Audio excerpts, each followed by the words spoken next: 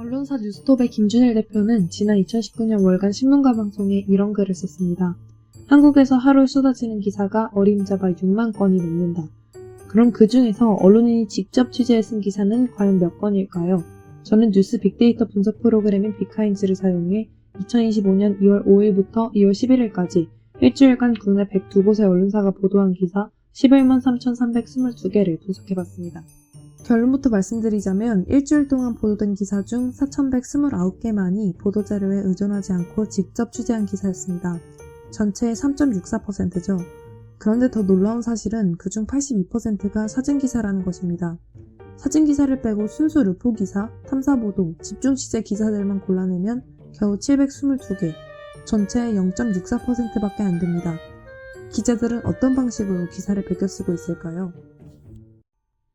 한겨레에서 20년 이상 기자를 하신 세명대 안수찬 교수는 자신의 박사 논문에서 복제보도의 종류에 대해 이렇게 설명했습니다. 복제보도와 관련한 관행으로는 다른 언론사의 기사를 베끼는 베껴쓰기, 보도자료를 발췌하여 옮겨오는 옮겨쓰기, 기자회견의 말이나 소셜미디어의 글을 발췌하는 받아쓰기 등이 발견됐다. 저는 이 세 가지 유형의 복제보도가 어떻게 이루어지고 있는지 분석해봤습니다. 첫째, 다른 언론 기사를 베끼는 베껴쓰기. 우선 해당 파트에서 사용한 유사도 검사는 코사인 유사도 검사라는 점을 밝힙니다. 이 기사는 서울경제가 지난 2월 11일 단독으로 보도했다는 기사입니다. 공정거래위원회가 SM그룹을 현장 조사하고 있다는 내용인데요. 약 30분 후에 연합뉴스에서는 이 보도를 출처도 없이 베껴 보도했습니다. 따로 취재했다기엔 제목이 86%나 일치합니다. 핵심 문장은 기업 순서까지 똑같이 적혀 있습니다. 정말 우연일까요? 둘째, 보도자료를 발췌해 옮기는 옮겨쓰기. 이 기사는 브릿지경제 최달수 기자가 2025년 2월 4일 보도한 기사입니다. 브릿시청의 보도자료와 토시 하나 틀리지 않고 유사해 보이는데요. 하지만 보도자료를 참고했다는 문장은 어느 곳에서도 찾아볼 수 없었습니다. 그리고 코사인 유사도 측정을 해보니 무려 88%나 동일한 내용이라는 결과가 나왔습니다. 셋째, 기자회견이나 소셜미디어 글을 발췌하는 받아쓰기. 지난 일주일간 기자회견이나 기자 간담회에서 받았었다는 기사는 5,151건이었습니다. 출처를 숨긴 기사들도 있을 테니 실제 그 숫자는 더욱 클 것이라 예상됩니다. 유튜브, 인스타그램, 페이스북, 인터넷 커뮤니티 등 소셜미디어 내용을 옮긴 글은 일주일간 8,585건에 달했습니다. 다 그렇게 쓰는 거니까 문제 없는 것 아니냐고요? 대부분의 기사가 베껴 쓰고 옮겨 쓰고 받아 쓴 기사라는 게 대체 왜 문제일까요? 우선 언론인들 스스로가 세운 언론윤리를 자신들이 지키지 않고 있는 것이기 때문입니다. 이 위원회들은 꾸준히 언론 보도 내용 중 윤리 강령에 어긋나는 것이 있으면 제재를 가해오고 있는데요.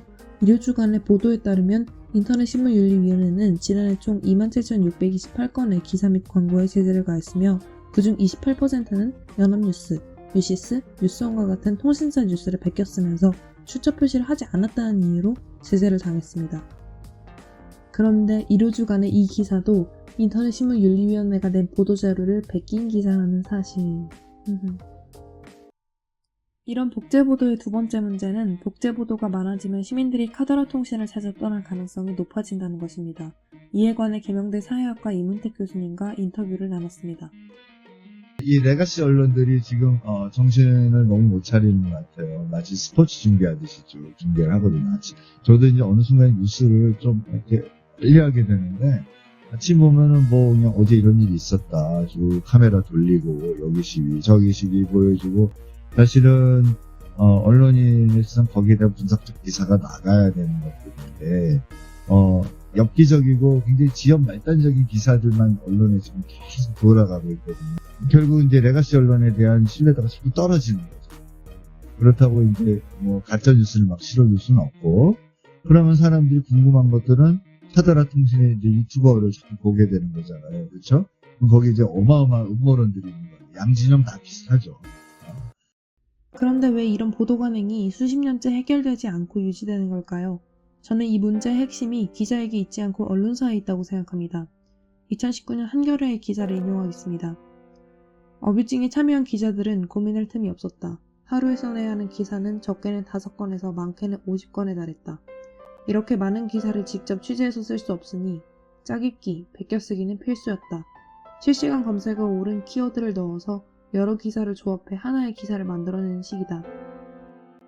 하루에 한 개씩 기사를 써도 좋은 기사를 만들기가 쉽지 않은데 하루에 수십 건씩 기사를 작성해야 하는 환경에서 대체 어떻게 좋은 기사를 씁니까? 발로 뛰어 취재하는 기자들은 실적 못 내는 멍청이가 되는 세상에서 대체 누가 좋은 기사를 내기 위해 노력하겠습니까?